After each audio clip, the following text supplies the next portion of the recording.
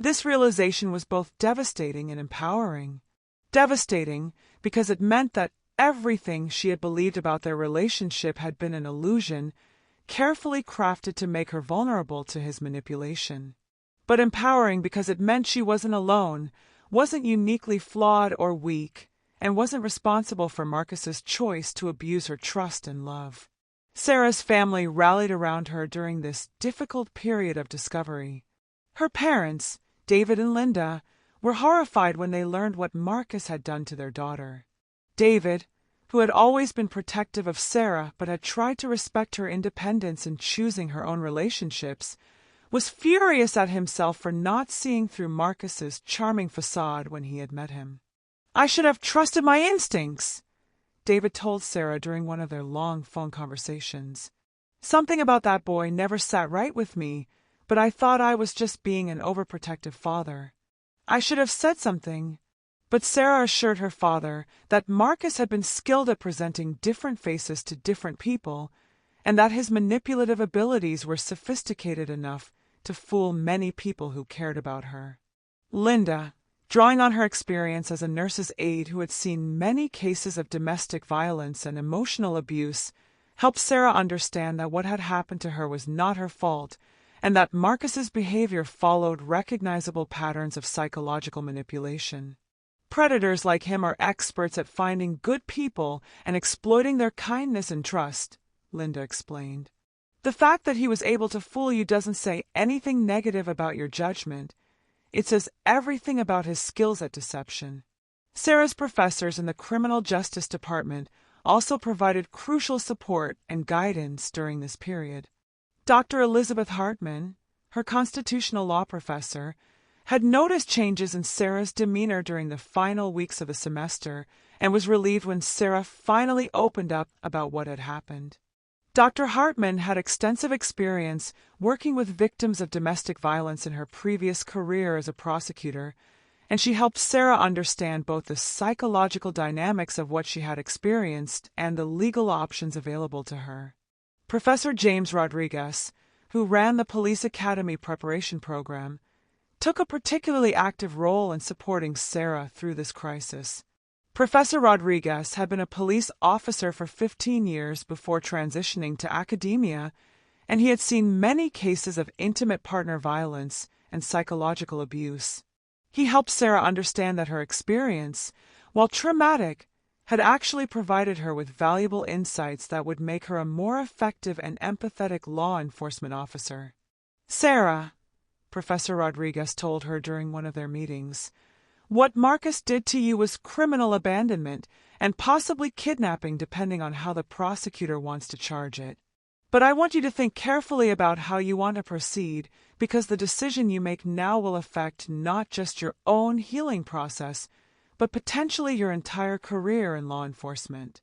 Professor Rodriguez explained that while Sarah certainly had grounds for pressing immediate charges against Marcus, doing so might not result in the most satisfying or effective outcome. Marcus came from a wealthy family with resources to hire expensive lawyers, and his prank defense might be enough to avoid serious consequences, especially if he expressed remorse and claimed it was just poor judgment rather than malicious intent. "Sometimes," Professor Rodriguez said, "the most powerful response to someone who has hurt you is to channel that pain into becoming the kind of person who can prevent them from hurting others. You have the intelligence, the determination, and now the personal understanding of victimization that could make you an exceptional police officer. The question is whether you want to focus your energy on immediate revenge or long-term justice." This conversation was pivotal in shaping Sarah's decision about how to respond to Marcus's betrayal. Instead of seeking immediate satisfaction through legal action or public confrontation, Sarah began to formulate a different kind of response, one that would require patience, strategy, and years of dedicated work, but would ultimately be far more devastating to Marcus than anything she could accomplish in the short term. Sarah realized that the most powerful revenge she could pursue would be to become exactly the kind of police officer Marcus had mocked her for wanting to be. She would excel in the police academy, build a distinguished career in law enforcement, and position herself to deal with men like Marcus from a position of genuine authority and power. Rather than trying to convince people that Marcus was a predator, she would become someone whose job it was to investigate and prosecute predators. The decision to pursue this path required Sarah to make peace with the fact that Marcus would not face immediate consequences for what he had done to her. She had to accept that he would probably continue his pattern of psychological abuse with other women, at least in the short term. But Sarah understood that building a case for long-term justice would ultimately be more effective than seeking quick satisfaction that might not even succeed. Jessica was initially frustrated with Sarah's decision not to pursue immediate legal action against Marcus. "He needs to pay for what he did to you," Jessica argued. "What if he does this to someone else while you're spending years building your career? What if the next woman he abandons somewhere gets hurt even worse than you did?" Sarah understood Jessica's concerns, and they were valid. But Sarah had thought through the mathematics of justice and concluded that her chosen path offered the best chance of protecting the most people over the long term. "If I try to prosecute Marcus now," Sarah explained to Jessica, "best case scenario, he gets a misdemeanor charge and a slap on the wrist. He learns to be more careful about his pranks, but he doesn't fundamentally change who he is. Worst case scenario, he gets off completely and learns that he can get away with even more serious abuse. But if I become a police officer," Sarah continued, "I'll be in a position to investigate domestic violence cases, to recognize patterns of psychological abuse, and to build strong cases against predators like Marcus. I'll be someone that future victims can trust and turn to for help. And maybe, someday, Marcus will cross a line that puts him in my jurisdiction, and I'll be the one with the power to make sure he finally faces real consequences. This is getting intense, folks, and we're just getting started. Make sure you're subscribed to see how this incredible story unfolds, because Sarah's journey from victim to victor is about to take some turns that will absolutely blow your mind." Sarah's support system was impressed by the maturity and strategic thinking behind her decision. Her parents, while still angry at Marcus and worried about their daughter's emotional healing, recognized that Sarah was channeling her trauma into positive motivation rather than allowing it to derail her goals and ambitions. Her professors saw in her response the kind of character and determination that would serve her well in law enforcement, where officers regularly have to make difficult decisions about when and how to pursue justice. But perhaps most importantly, Sarah's decision represented a fundamental shift in how she understood her own power and agency. Marcus had tried to teach her that she was weak, dependent, and incapable of handling challenging situations on her own. By choosing a response that required her to become stronger, more capable, and more independent than ever before, Sarah was rejecting Marcus's narrative about who she was and replacing it with her own vision of who she could become. The investigation phase of Sarah's story revealed not just the extent of Marcus's cruelty and manipulation, but also the depth of Sarah's character and the strength of the support system that would carry her through the challenging years ahead. Marcus thought he had broken her, but he had actually set in motion a process that would forge her into someone far more powerful than she had ever imagined she could be. Instead of seeking immediate revenge, Sarah chose a path that would take years, but be infinitely more satisfying. She was about to embark on a journey that would transform her from Marcus's victim into someone who could ensure that predators like him finally faced the justice they deserved. And Marcus, blissfully unaware of what he had set in motion, was about to discover that some people don't just get mad, they get even, and they do it with badges and handcuffs. The weeks following Sarah's discovery of Marcus's true nature marked the beginning of what would become the most transformative period of her entire life.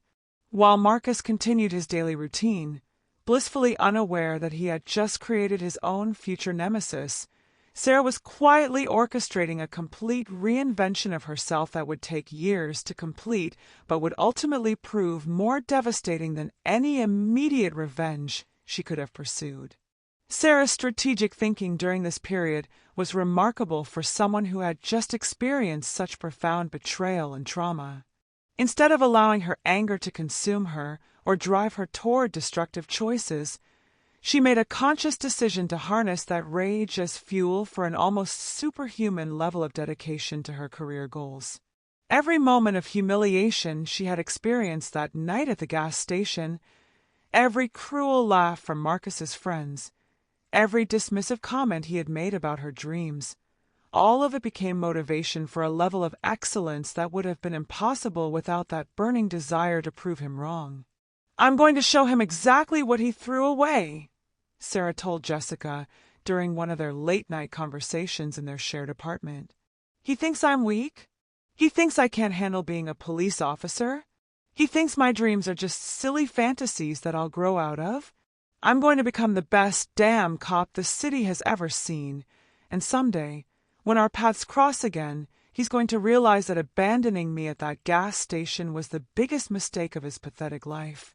But Sarah understood that transforming anger into achievement required more than just emotional intensity. It required systematic preparation and absolute dedication to excellence in every aspect of her remaining college experience and police academy preparation. The final 6 weeks of her senior year became a masterclass in focus and determination that impressed even her most demanding professors. Sarah threw herself into her criminal justice coursework with an intensity that bordered on obsession. She reread every textbook from cover to cover, not just to prepare for final exams, but to internalize every concept, every legal precedent, and every procedural detail that might someday prove useful in her law enforcement career. She spent hours in the library researching advanced topics that weren't covered in her regular curriculum, studying forensic psychology, learning about advanced interrogation techniques, and familiarizing herself with the latest developments in criminal investigation technology. Her professors noticed the change immediately. Dr. Elizabeth Hartman later said that Sarah's final papers that semester were the most sophisticated and insightful work she had seen from an undergraduate student in her 15 years of teaching. Sarah's constitutional law final exam was so comprehensive and well-reasoned that Dr. Hartman used it as an example for future classes, with Sarah's permission. Professor James Rodriguez, who was overseeing Sarah's police academy preparation, was amazed by her sudden leap in performance and dedication. Sarah had always been a strong student, but now she approached every assignment and exercise with the intensity of someone whose entire future depended on perfect execution. Her physical fitness improved dramatically as she pushed herself through increasingly demanding training routines. Her marksmanship scores at the shooting range went from competent to exceptional. Her knowledge of criminal law became encyclopedic. "Sarah," Professor Rodriguez told her during one of their weekly meetings, "I've been preparing students for law enforcement careers for 8 years, and I've never seen anyone make the kind of improvement you've shown in the past month. Whatever happened to motivate this change, you're channeling it in exactly the right direction." But Sarah's preparation went beyond just academic and physical excellence. She understood that becoming the kind of police officer who could eventually deal with predators like Marcus required her to develop a deep understanding of criminal psychology and victimology. She began volunteering at the campus Women's Center, working with survivors of domestic violence and sexual assault. This volunteer work was emotionally challenging, as it often triggered memories of her own trauma, but it also provided her with invaluable insights into how abusers operate and how the criminal justice system could better serve victims. Through her volunteer work, Sarah met other women who had experienced various forms of intimate partner violence and psychological abuse.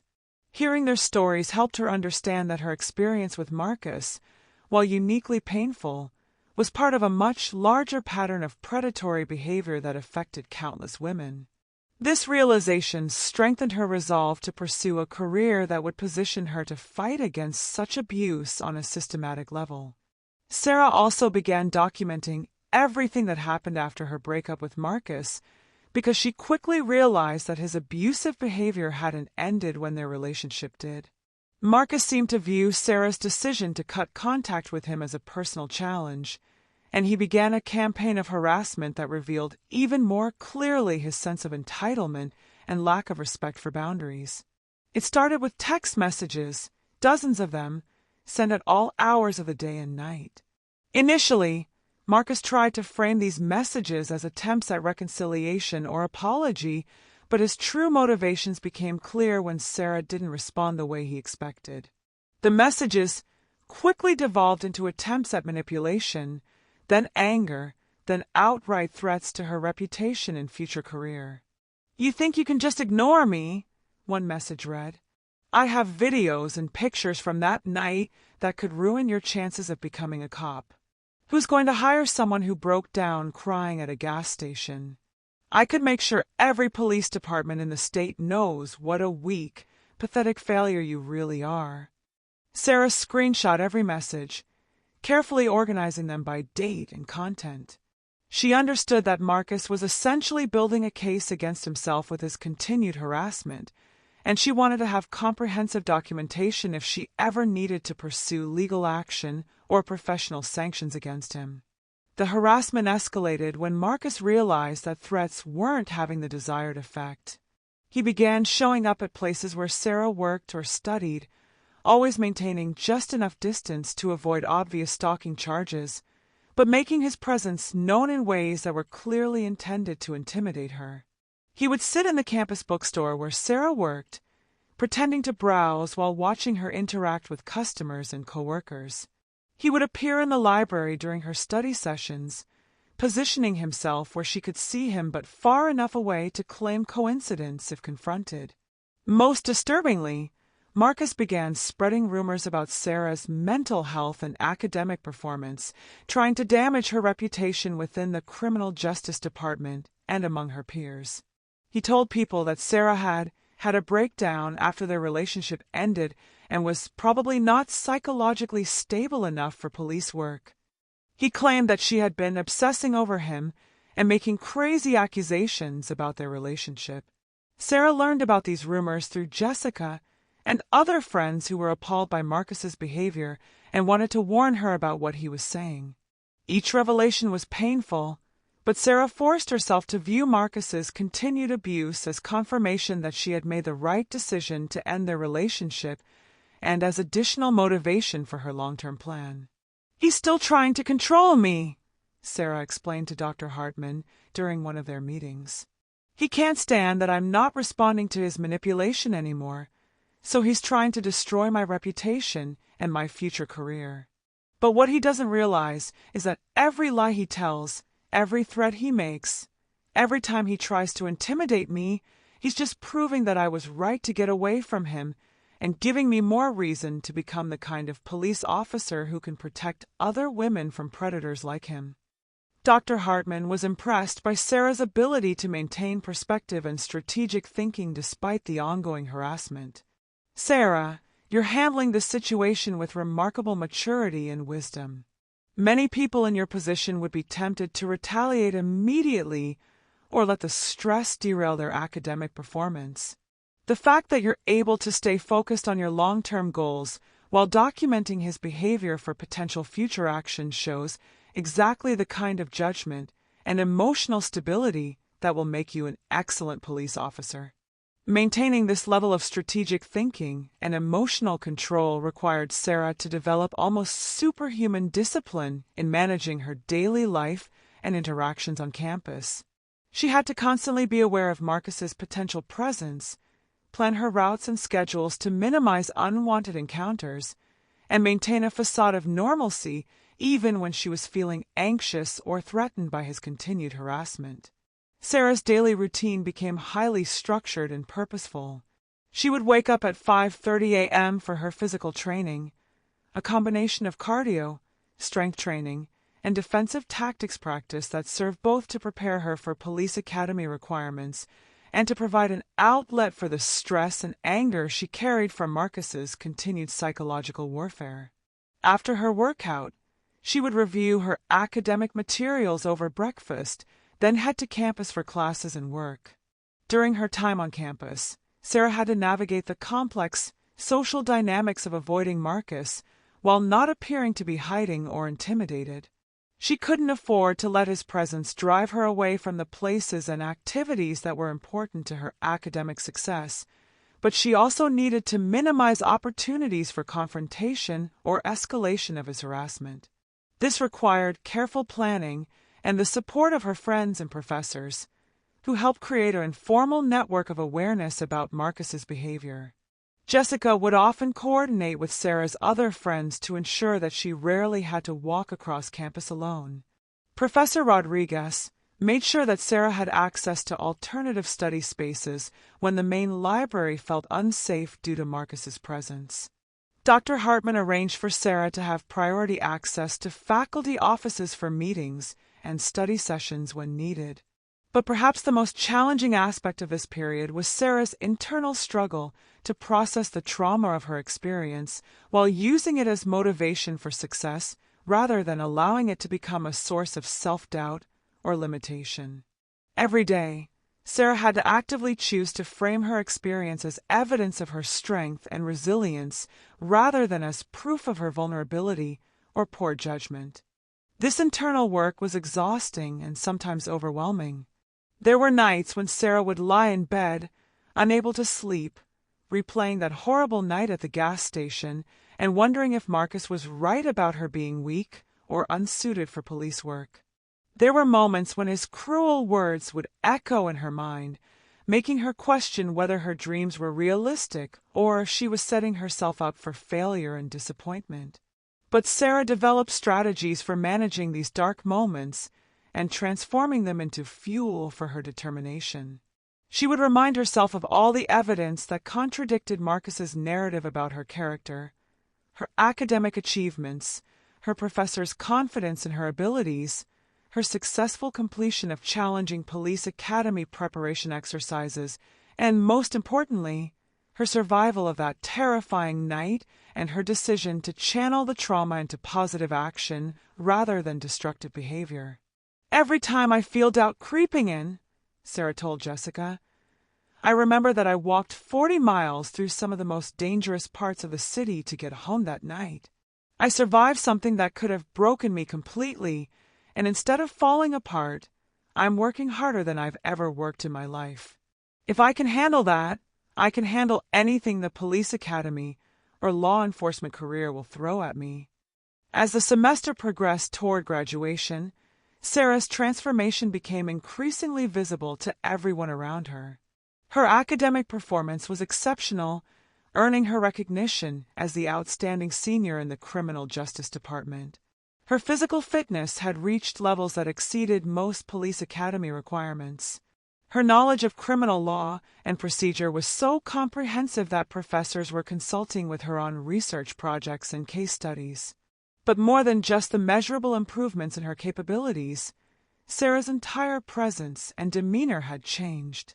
The young woman who had once made excuses for Marcus's cruel behavior and allowed him to undermine her confidence was gone, replaced by someone who radiated quiet strength, unshakable determination, and absolute certainty about her goals and abilities. The final weeks of Sarah's college career were marked by a series of achievements that would have seemed impossible just months earlier. She graduated summa cum laude with a perfect 4.0 GPA in her final semester. She received the department's award for outstanding academic achievement and the university's recognition for community service based on her volunteer work with domestic violence survivors. Most importantly, she received acceptance letters from 3 different police academies, including her first choice, the state's most prestigious and demanding law enforcement training program. Marcus was present at the graduation ceremony, sitting with his own family and friends as he received his degree in business administration with mediocre grades and no particular distinction. Sarah saw him from across the auditorium as they lined up in alphabetical order for the ceremony, and for a moment their eyes met. Marcus had a smug expression on his face, as if he expected Sarah to look away or show some sign of distress at seeing him. Instead, Sarah looked directly at him with calm confidence and gave him a small, knowing smile.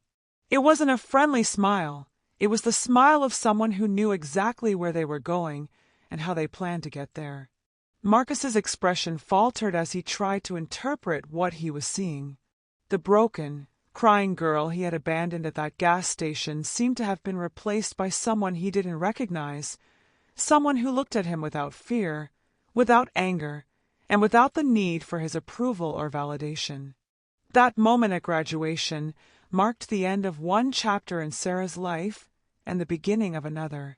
She had successfully used the most traumatic experience of her young life as fuel for achieving levels of excellence that might not have been possible without that motivation. She had documented Marcus's continued harassment and built a comprehensive record of his abusive behavior.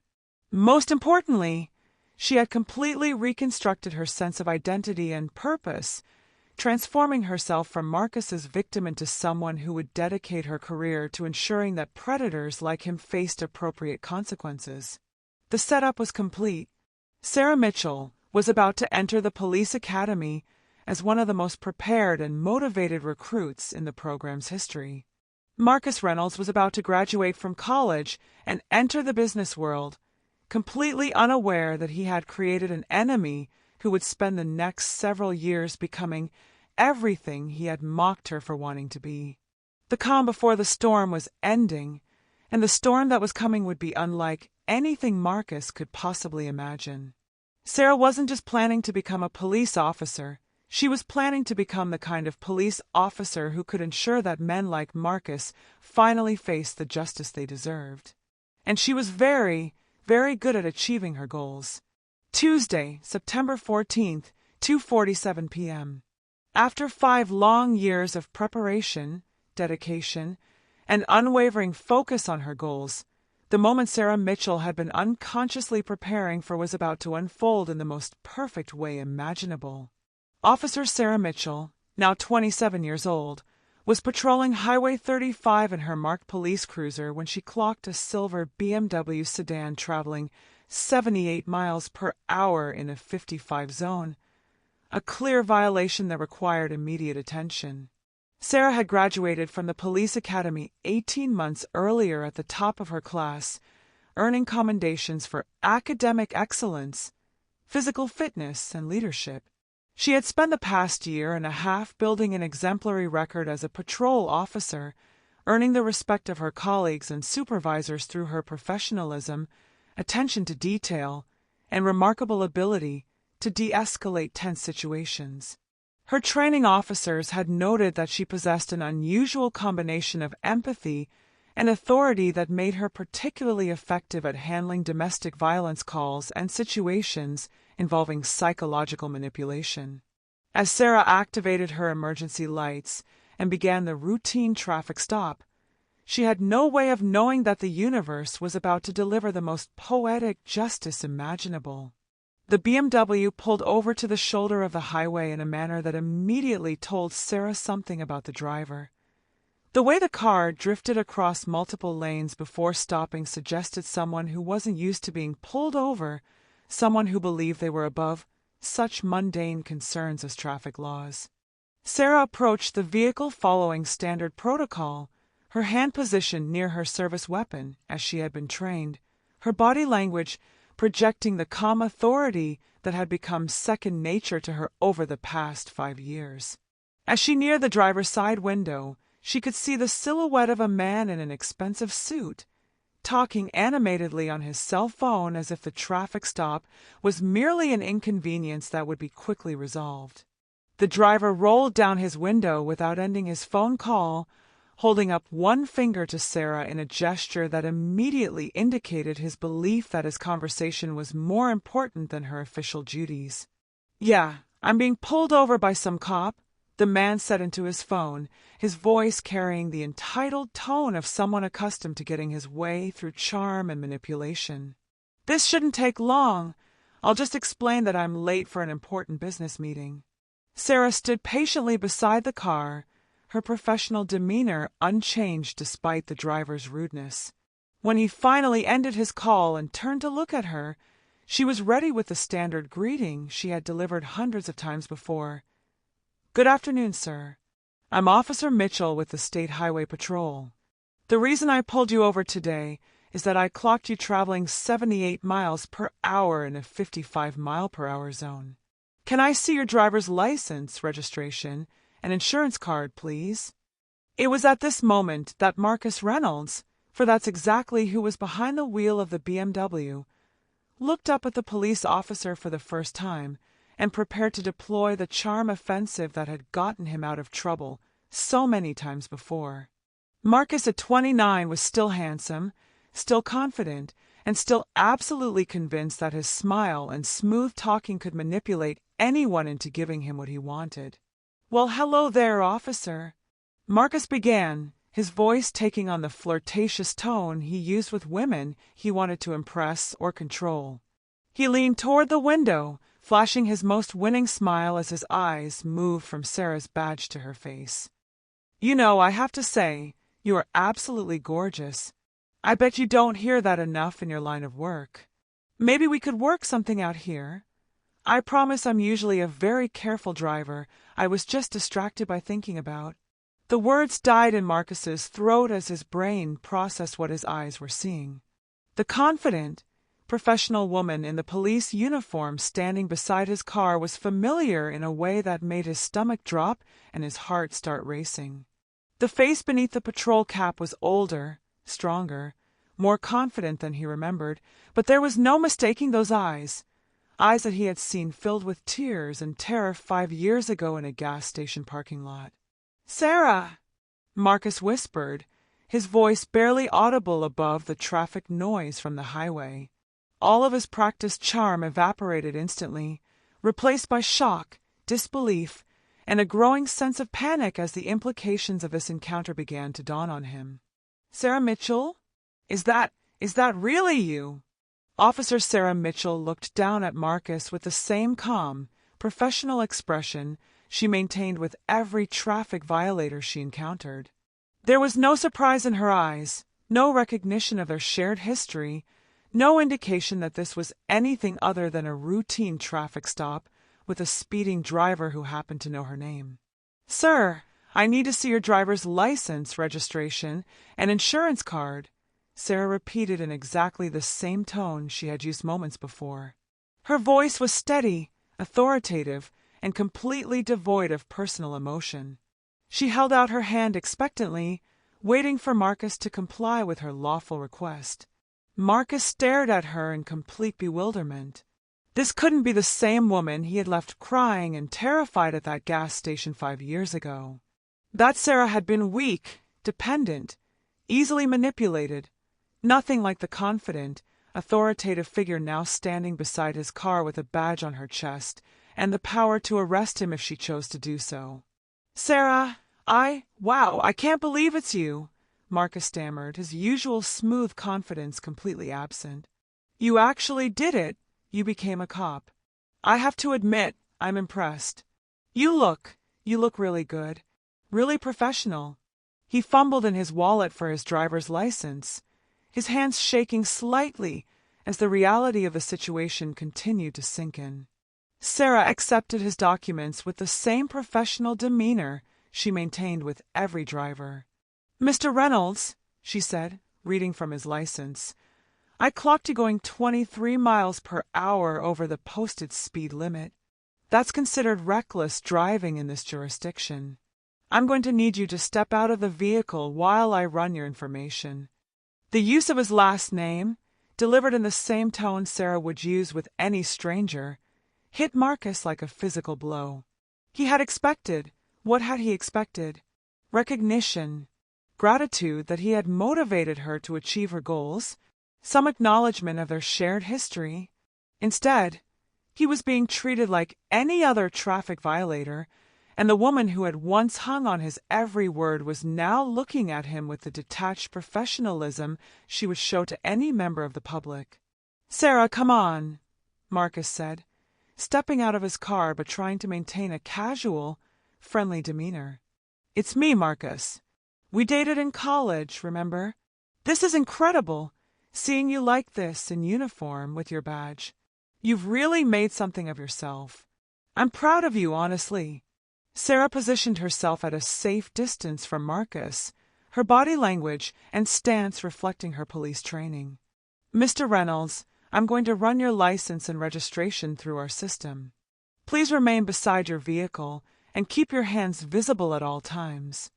The complete lack of personal acknowledgement in Sarah's response was more devastating to Marcus than outright anger would have been. He was being treated as a stranger, a potential threat, someone whose personal history with Officer Mitchell was completely irrelevant to the current situation. Every attempt he made to establish familiarity or connection was met with professional indifference. "Look, Sarah, Officer Mitchell, whatever you want me to call you," Marcus said, his voice taking on a slightly desperate edge as he realized his usual manipulation tactics were having no effect whatsoever. "I know things ended badly between us in college. I know I made some mistakes. But that was a long time ago, and look how well everything turned out. If I hadn't pushed you to be more independent, maybe you never would have become such a successful police officer." Sarah returned to her patrol car to run Marcus's information through the police database, leaving him standing beside his BMW on the side of the highway. As she waited for the system to process his details, Sarah allowed herself a moment to appreciate the absolute perfection of this encounter. After 5 years of preparation, 5 years of building her career and her credentials, 5 years of becoming exactly the kind of police officer Marcus had mocked her for wanting to be, he had literally driven into her jurisdiction and handed himself over to her authority. But what Marcus didn't know, what he was about to discover, was that this traffic stop was about to become much more than a simple speeding violation. Because in the years since their college graduation, Sarah had not only become an exceptional police officer, she had also become very skilled at conducting background investigations and following up on suspicious activities. And Marcus Reynolds had been engaging in some very interesting business practices that were about to come to light. When Sarah's computer finished processing Marcus's information, the results were even more satisfying than she could have hoped. Marcus's driving record showed multiple speeding violations over the past 2 years, including one incident where he had been driving under the influence but had somehow managed to plead down to a lesser charge. His vehicle registration showed some discrepancies that would require further investigation. And most interestingly, Marcus's name had appeared in several financial fraud investigations that Sarah's department had been monitoring. Sarah returned to where Marcus was waiting beside his car, now clearly nervous and uncomfortable as the traffic stop dragged on longer than he had expected. "Mr. Reynolds," she said, consulting her notes, "I'm showing multiple prior violations on your record, including some serious concerns about your driving privileges. I'm also seeing some irregularities with your vehicle registration that I need to address." Marcus's face went pale as he realized this was not going to be the quick, charming conversation he had envisioned. "Officer Mitchell, I'm sure there's been some kind of mistake. My lawyer handles all of my paperwork, and I always make sure everything is properly filed. Maybe we could work something out here. For old time's sake." The phrase, "for old time's sake," hung in the air between them, loaded with implications that Marcus clearly hoped would work in his favor, but that Sarah received with ice-cold professionalism. "Mr. Reynolds, I don't provide special treatment to anyone based on personal relationships. You're being cited for reckless driving, and I'm going to need to impound your vehicle pending an investigation into these registration irregularities." Marcus's desperate attempts to establish personal connection became increasingly frantic as the reality of a situation became clear. "Sarah, please. I know I wasn't the best boyfriend in college. I know I hurt you. But that was so long ago, and we were just kids. Surely you can't still be holding a grudge after all these years? You've obviously moved on. You've built an amazing career. You're clearly successful and happy. Can't we just let bygones be bygones?" Sarah looked at Marcus with the same expression she would give any driver who tried to talk their way out of a legitimate traffic citation. "Mr. Reynolds, your personal assumptions about my emotional state are irrelevant to this traffic stop. You were driving 23 miles per hour over the speed limit. Your vehicle registration contains discrepancies that require investigation, and your driving record shows a pattern of violations that makes you a danger to public safety. As Sarah continued to process the traffic stop with methodical precision, Marcus began to realize that the woman standing before him was nothing like the person he remembered from college. The Sarah he had known was eager to please, desperate for approval, willing to make excuses for his behavior. This Officer Mitchell was completely self-possessed, utterly professional, and entirely unmoved by his attempts at manipulation. "I can't believe how much you've changed," Marcus said, shaking his head in bewilderment. "You're like a completely different person. So cold, so official. What happened to the sweet, caring girl I used to know?" Sarah's response was delivered with perfect professional neutrality. "Mr. Reynolds, I'm going to need you to sign this citation acknowledging that you've received it. Your court date is printed at the bottom. You have the right to contest the charges if you choose to do so." But the revenge was just getting started, because during her years as a police officer, Sarah had learned some very interesting things about Marcus's current activities. His name had appeared in connection with several insurance fraud investigations. His business practices had raised red flags with financial crimes investigators, and there were allegations from former employees about workplace harassment that painted a picture of someone whose abusive behavior had only escalated since college. As Marcus signed his citation with trembling hands, he had no idea that Officer Sarah Mitchell was already planning her next moves in what would become a comprehensive investigation into his business dealings, his personal conduct, and his long history of manipulating and abusing the people around him. The scared, crying girl he had abandoned at a gas station 5 years ago was gone forever, replaced by someone with the skills, authority, and determination to make sure that predators like Marcus finally faced the consequences they had been avoiding for far too long. The confrontation was ending, but the real justice was just beginning. What happened next during that traffic stop would go down as one of the most satisfying moments of poetic justice in law enforcement history. As Sarah ran Marcus's information through the police database, what she discovered was even better than she could have hoped for in her wildest dreams of revenge. The computer screen lit up with information that would turn this routine traffic stop into the beginning of Marcus Reynolds' complete downfall.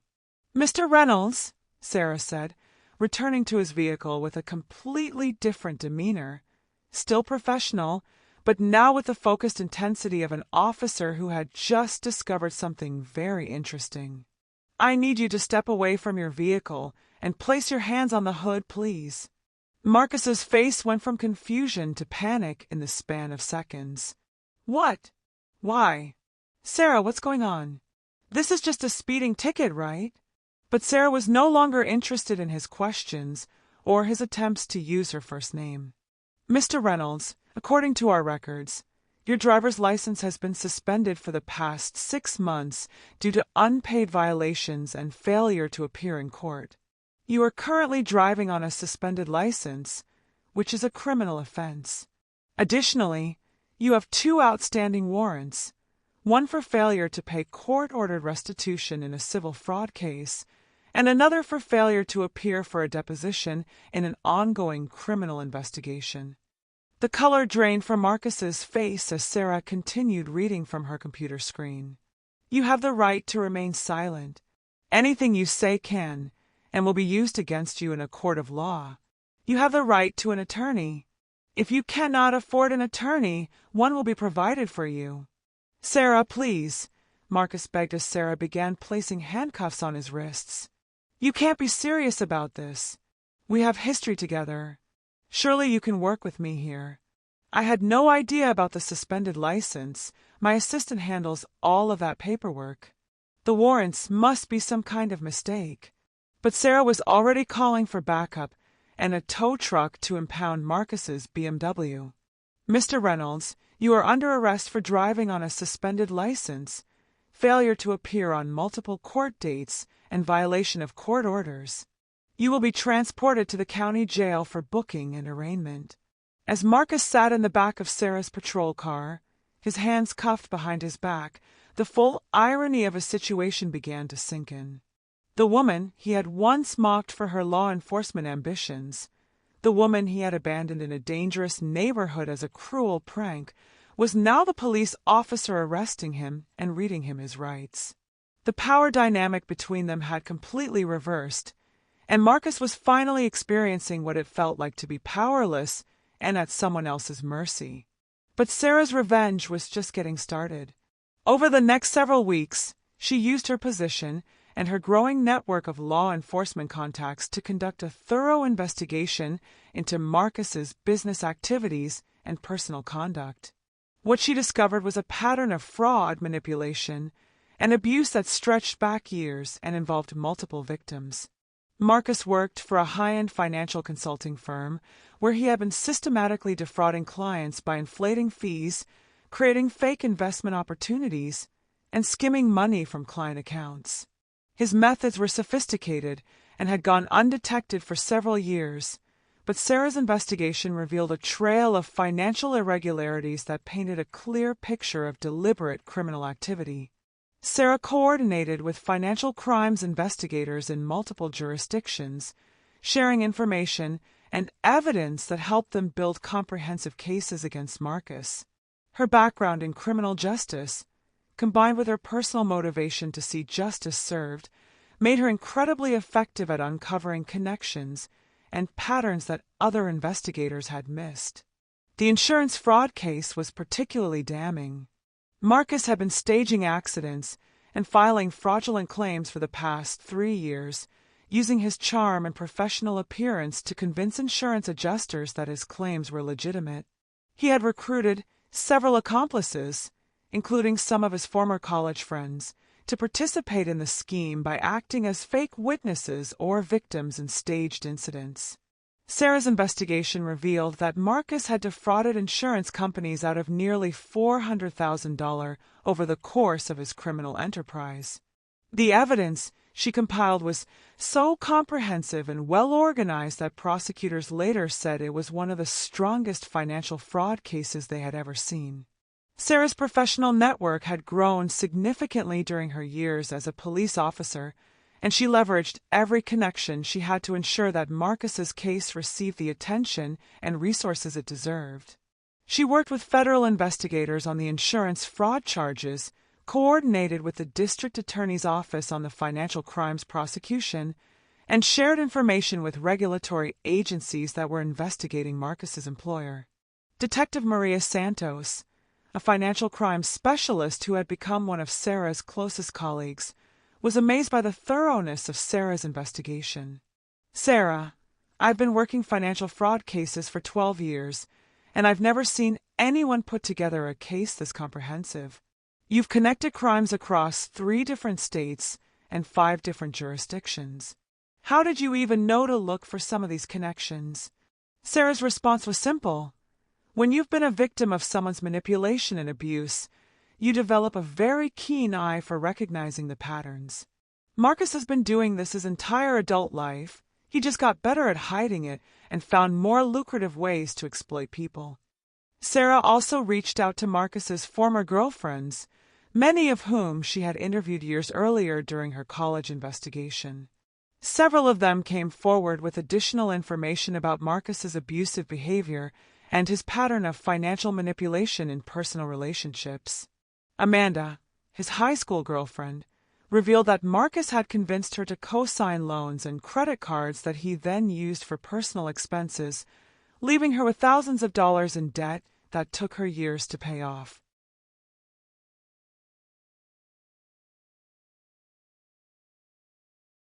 Rebecca, another ex-girlfriend, shared that Marcus had pressured her into investing her savings in fake business ventures that he claimed would make them both wealthy.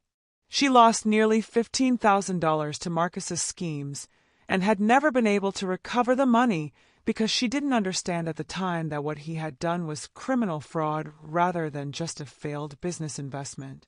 As news of Marcus's arrest and the ongoing criminal investigation became public, the collateral damage to his life and reputation was swift and devastating. His employer, a prestigious financial consulting firm, immediately suspended him pending the outcome of the criminal charges. When the full extent of his fraudulent activities became clear, they fired him and filed their own criminal complaints for embezzlement and breach of fiduciary duty. Marcus's professional licenses were suspended by the state regulatory board, effectively ending his career in financial services. His assets were frozen by court order as part of the restitution process for his victims. The luxury apartment he had been renting was foreclosed when he could no longer make payments, and his BMW was sold at auction to help pay court costs and fines. Most devastating of all for Marcus was the destruction of his social reputation and personal relationships. The local newspaper ran a series of articles about the insurance fraud scheme, featuring Marcus's photograph and detailing his methods of manipulating victims. His former college friends, many of whom had looked up to him as successful and sophisticated, were shocked to learn about his criminal activities and distanced themselves from him to avoid any association with the scandal. Several of Marcus's accomplices in the insurance fraud scheme were also arrested and charged, including 2 of his former fraternity brothers who had helped him stage fake accidents. These men, facing their own criminal charges, had no incentive to protect Marcus and provided testimony that further strengthened the prosecution's case against him. The most satisfying moment for Sarah came during Marcus's arraignment, when she was called to testify about the circumstances of his arrest. As she took the witness stand in her police uniform, Sarah could see Marcus sitting at the defendant's table with his court-appointed attorney, looking nothing like the confident, manipulative man who had once tried to break her spirit. When the prosecutor asked Sarah to identify the defendant and describe the circumstances of his arrest, she looked directly at Marcus and spoke in the clear, professional voice that had become her trademark. On September 14th, at approximately 2:47 p.m., I conducted a traffic stop on Highway 35 for a vehicle traveling 78 miles per hour in a 55-mile-per-hour zone. The driver of the vehicle was Marcus Reynolds, the defendant seated at the defense table. Marcus couldn't meet her eyes as Sarah continued her testimony, describing how her investigation had revealed his suspended license, outstanding warrants, and connection to multiple criminal enterprises. The woman who had once begged him not to abandon her at a gas station was now calmly and methodically presenting evidence that would likely send him to prison for several years. During a recess in the proceedings, Marcus's attorney approached Sarah in the hallway. "Officer Mitchell, my client has asked me to explore the possibility of a plea agreement. He's willing to provide full restitution to his victims and cooperate with ongoing investigations in exchange for a reduced sentence." Sarah's response was delivered with perfect professional neutrality. Any plea negotiations would need to be discussed with the prosecutor's office. "I'm simply here to provide testimony about the facts of the case." But privately, Sarah felt a deep sense of satisfaction knowing that Marcus was finally being held accountable for his actions. The scared, helpless girl he had tried to create was gone forever, replaced by a woman who had the knowledge, skills, and authority to ensure that predators like Marcus faced appropriate consequences for their crimes.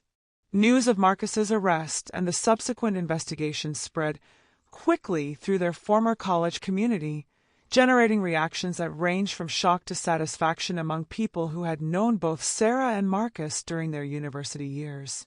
Jessica, Sarah's former roommate and best friend, was one of the first to comment on social media when news of Marcus's arrest became public. "Some people get mad, some people get even, and some people become police officers and let justice take its course," she wrote. "So proud of my best friend Sarah for showing the world what real strength looks like." Dr. Elizabeth Hartman, Sarah's former constitutional law professor, sent Sarah a private message expressing her admiration for how Sarah had handled the situation. "Sarah, I've followed your career with great interest and pride. What you've accomplished, both personally and professionally, is a testament to your character and determination. You've turned a traumatic experience into a force for justice, And that's exactly the kind of police officer our community needs. Former classmates who had witnessed Marcus's cruel treatment of Sarah during college were amazed to learn about the role reversal that had taken place. Many of them commented on news articles and social media posts about the case, sharing their memories of Marcus's arrogant behavior and expressing satisfaction that he was finally facing consequences for his actions. "I remember Marcus bragging about that cruel prank he played on Sarah," wrote one former classmate. "He thought it was hilarious that he left her stranded in a dangerous neighborhood. I'm glad she proved him wrong about everything he said about her not being tough enough to be a cop." Marcus's former friends and enablers were notably silent on social media, many of them deleting old photos and posts that showed them celebrating his previous pranks and cruel behavior. Several people who had laughed along with Marcus's humiliation of Sarah now found themselves wondering if they would be called as witnesses in his trial or questioned about their knowledge of his criminal activities. If you're loving this justice served cold, folks, make sure you subscribe for more incredible stories of karma coming full circle.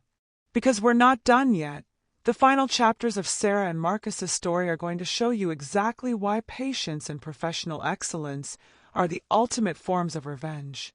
Perhaps the most devastating aspect of Marcus's downfall was not the legal consequences or the financial ruin, but the psychological impact of being completely powerless in the face of Sarah's authority and competence.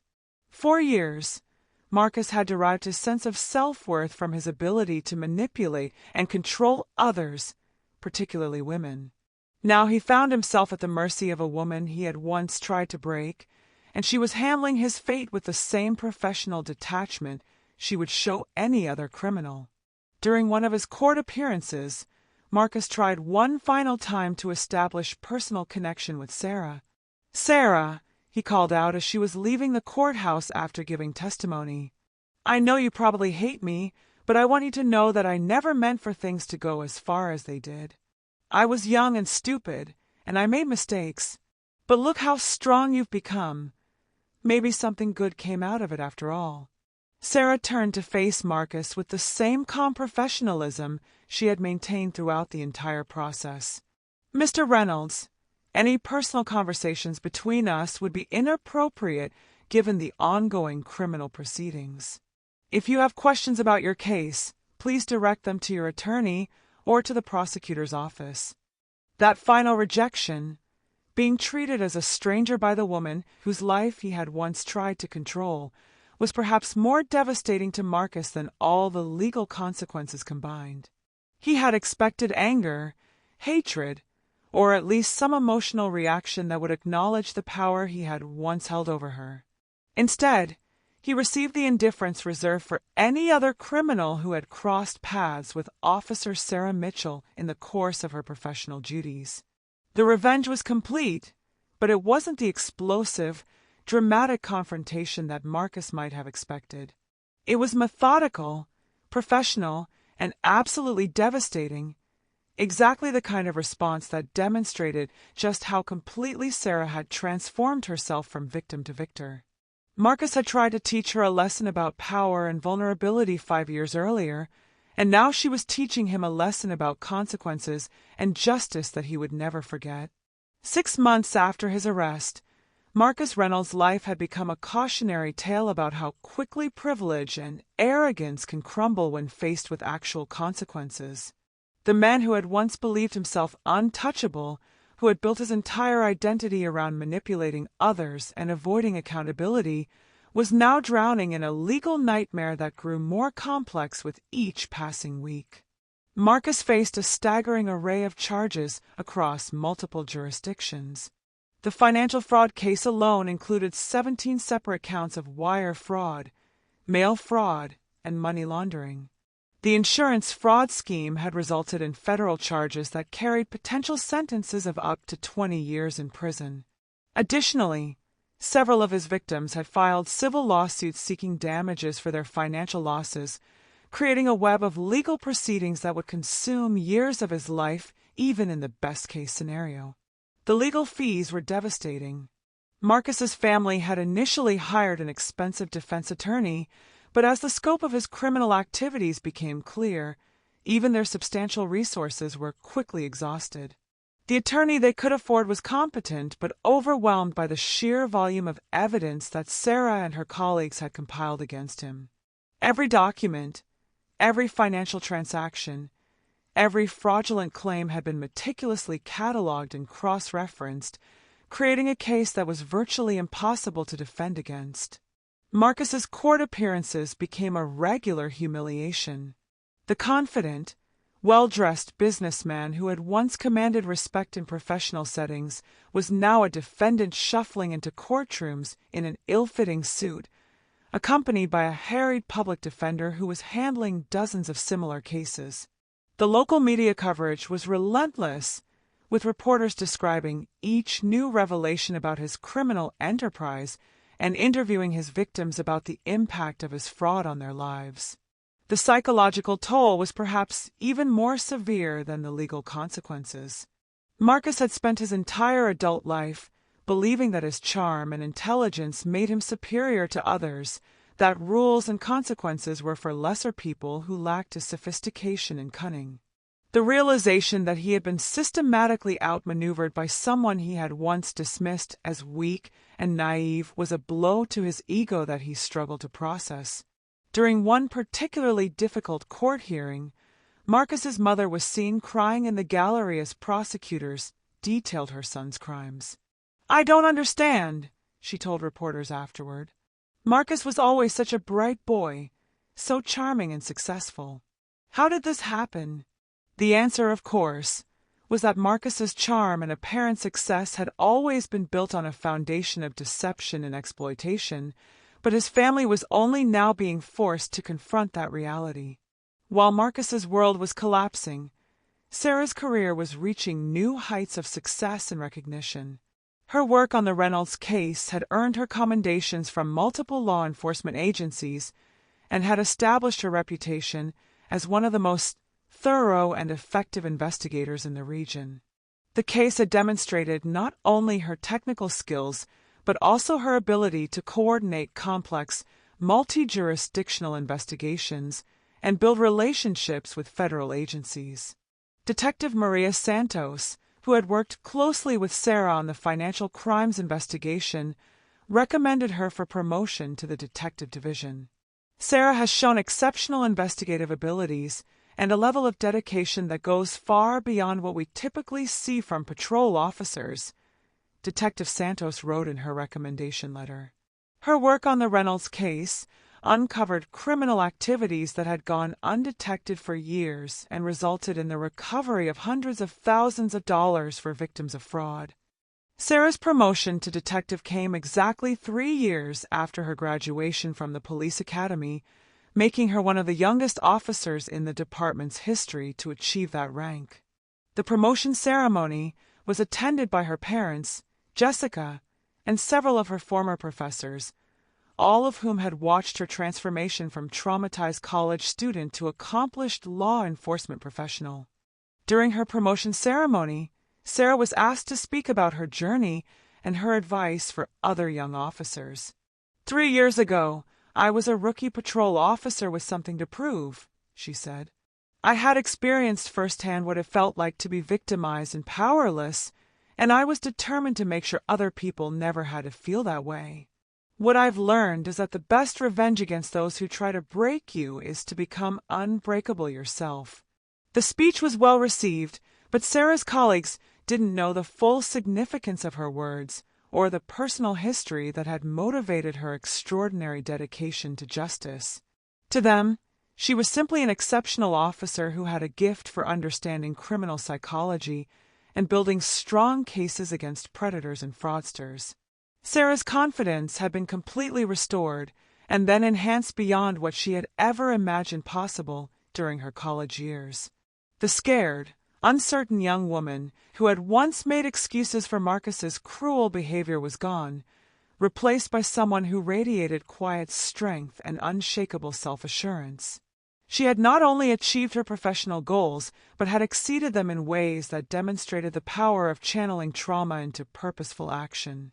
Sarah began using her story and experience to mentor other women who had experienced domestic violence or psychological abuse.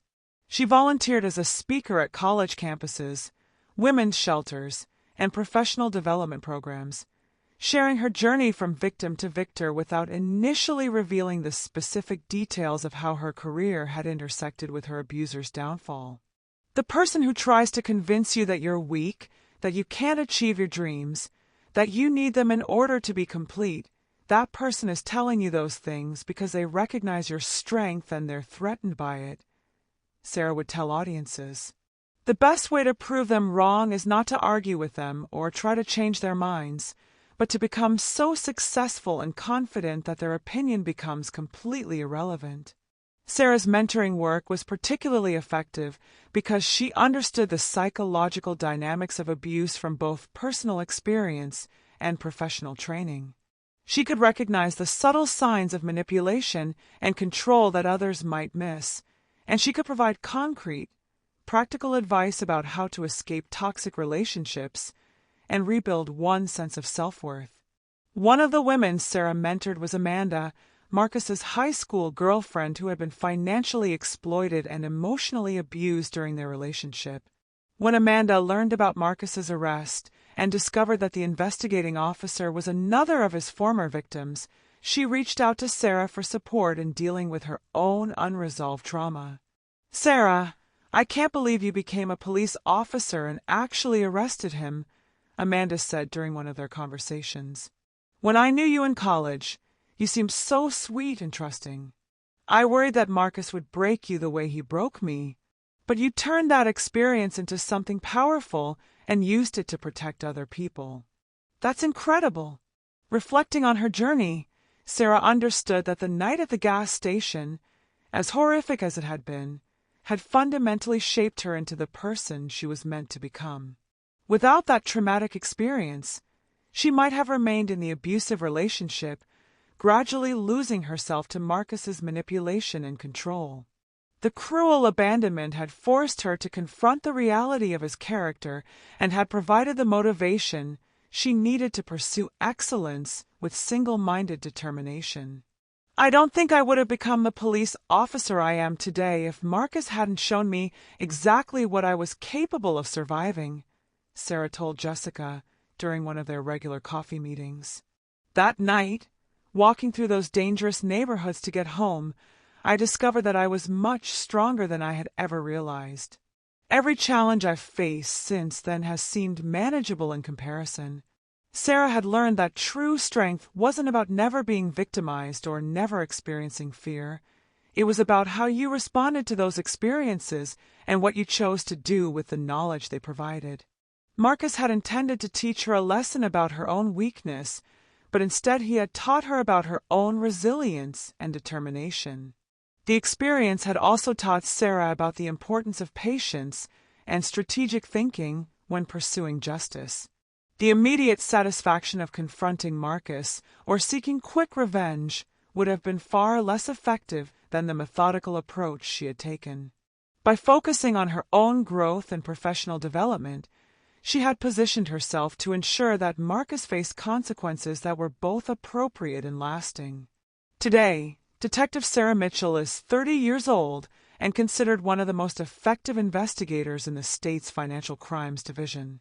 She specializes in cases involving fraud, embezzlement, and domestic violence, bringing a unique combination of technical expertise and personal understanding to her work. Her clearance rate for assigned cases is among the highest in the department, and prosecutors regularly request her assistance with complex investigations that require both investigative skill and psychological insight. Sarah has been married for 2 years to David Chen, a fellow detective she met during a multi-agency task force investigation. David is everything that Marcus wasn't, supportive of Sarah's career, respectful of her independence, and genuinely proud of her accomplishments. He knows about Sarah's history with Marcus and admires how she transformed that trauma into professional excellence and personal strength. Sarah and David live in a house they purchased together in a safe, middle-class neighborhood.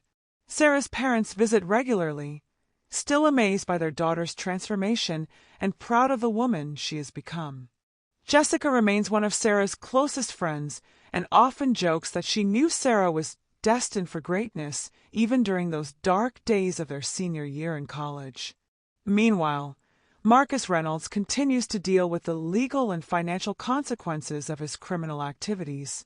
He ultimately pled guilty to multiple federal charges in exchange for a sentence of 12 years in federal prison, with the possibility of parole after serving 8 years. The plea agreement required him to provide full restitution to his victims, which will likely take decades to complete given the extent of his financial crimes.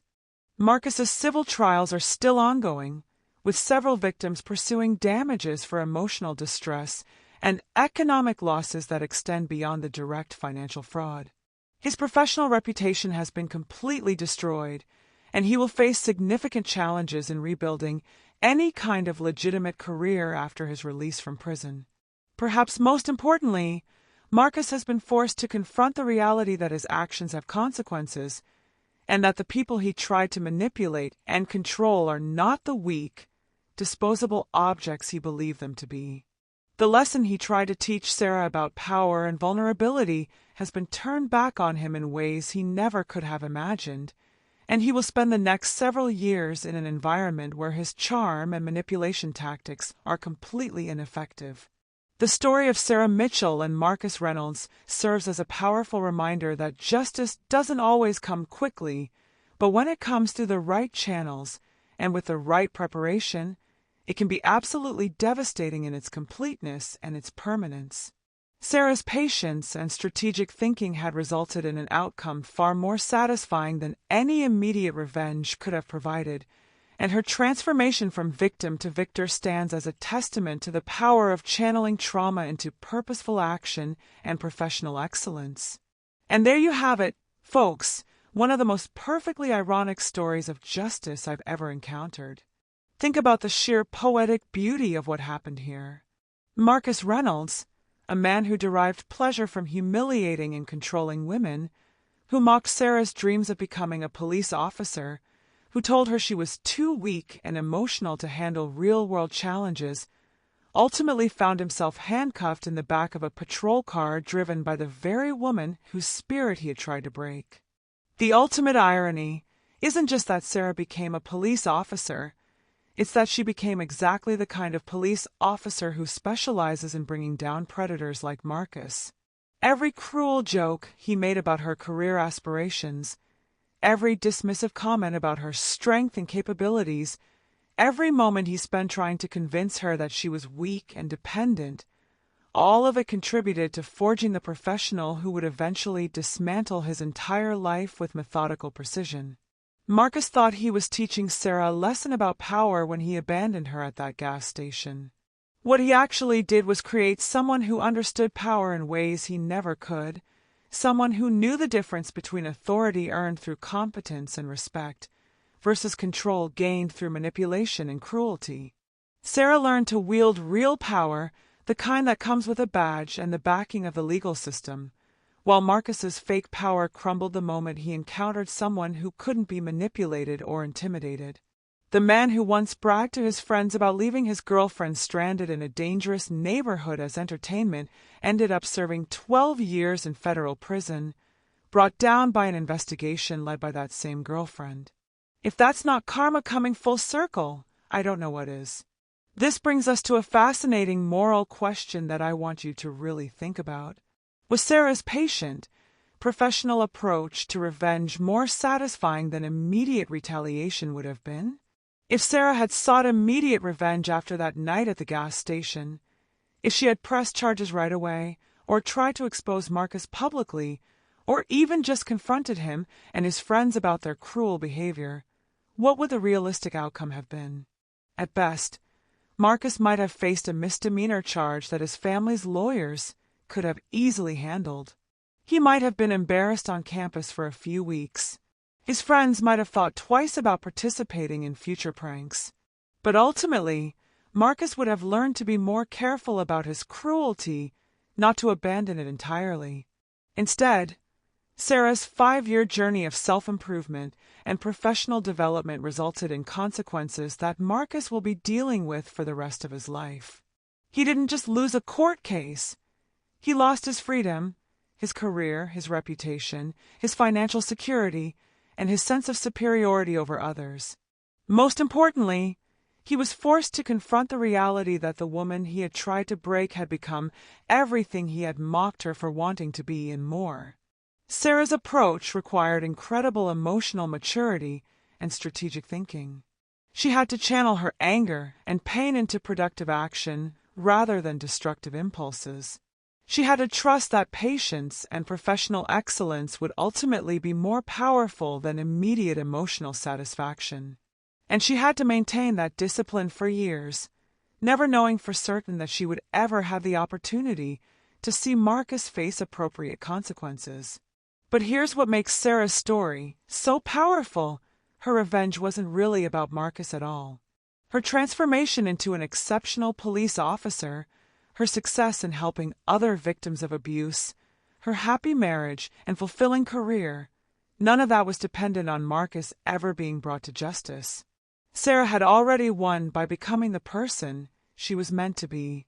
Marcus's downfall was just the cherry on top of a life well lived and goals achieved through dedication and perseverance. So here's what I want to know from you, and I really want you to think about this carefully before you answer. Would you have had the patience to wait 5 years for this kind of perfect revenge? Be honest with yourself. If someone had humiliated you the way Marcus humiliated Sarah, if they had put you in genuine danger as a cruel joke, if they had mocked your dreams and tried to convince you that you were weak and incapable, would you have been able to channel that anger into 5 years of disciplined self-improvement? Or would the desire for immediate satisfaction have been too strong to resist? Most people, if we're being completely honest, would have wanted immediate revenge. We would have wanted to see that person suffer right away, to know that they were facing consequences for their cruelty without having to wait years to see it happen. There's something very human about wanting quick justice, about needing to know that our pain has been acknowledged and that the person who hurt us is paying for it right now. But Sarah's story shows us something profound about the difference between revenge and justice, between emotional satisfaction and lasting consequences. Marcus faced immediate embarrassment and legal trouble after his arrest, but the real punishment was the slow, grinding realization that every assumption he had made about Sarah's character had been completely wrong, and that his own arrogance and cruelty had created the person who would ultimately destroy his life. If you're sitting there amazed by this incredible story of patience, strategy, and ultimate justice, then you need to subscribe to Dr. Family Tales right now. I mean it. Hit that subscribe button, because we specialize in finding the most mind-blowing Reddit stories where karma gets the last laugh and justice is served in the most unexpected ways. And while you're at it, smash that like button if you believe in long-term justice over quick revenge. If you think Sarah made the right choice by focusing on her own growth and professional success rather than seeking immediate retaliation against Marcus, show us with that thumbs up. Your likes help us know that you want more stories about people who turn their worst experiences into their greatest strengths. Now here's where you come in. I want to hear your thoughts in the comments section. Tell us about a time when patience led to perfect revenge in your own life or in a situation you witnessed. Have you ever seen someone who was dismissed or underestimated come back to prove their critics spectacularly wrong? Have you ever had the satisfaction of watching someone who hurt you face natural consequences for their actions without you having to lift a finger? Or maybe you disagree with Sarah's approach entirely. Maybe you think she should have sought immediate justice and not given Marcus the opportunity to hurt other people during those 5 years she was building her career. I want to hear those perspectives too, because these moral questions don't have easy answers, and the best stories are the ones that make us think deeply about what we would do in similar circumstances.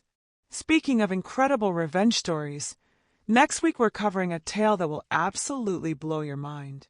We're diving into the story of a woman who discovered her husband's affair in the most devastating way possible and then used his own law firm against him to orchestrate one of the most brilliant and legally devastating divorces in recent history. I'm talking about a woman who turned her husband's professional network, his own colleagues and law partners, into the architects of his complete professional and financial destruction. This husband thought he was untouchable because he was a successful attorney with powerful connections. What he didn't realize was that his wife was smarter, more strategic, and more patient than he ever gave her credit for. By the time she was done with him, he had lost his partnership, his reputation, his house, his savings, and most of his clients, all through perfectly legal means that he couldn't challenge because she had used his own expertise against him. Trust me, if you think Sarah's revenge against Marcus was satisfying, wait until you hear how this woman turned her cheating lawyer husband's own profession into the instrument of his downfall.